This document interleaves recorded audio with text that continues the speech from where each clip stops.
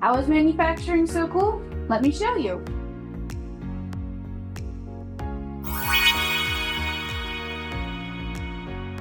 It's like magic. How you might be wondering, well, Metalcraft can show you.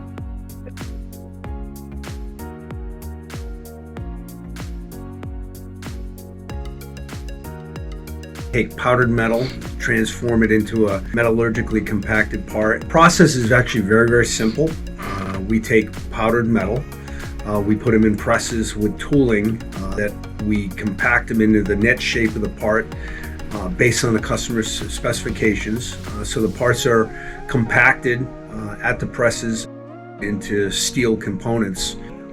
With limited resources, producing large amount of quantities of product in a month's time, to me is magical, because sometimes I don't see how it can happen. And there's just a lot to our process that is totally amazing.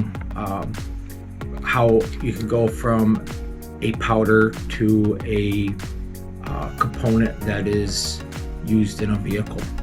Well, I use a lot of lasers and robots.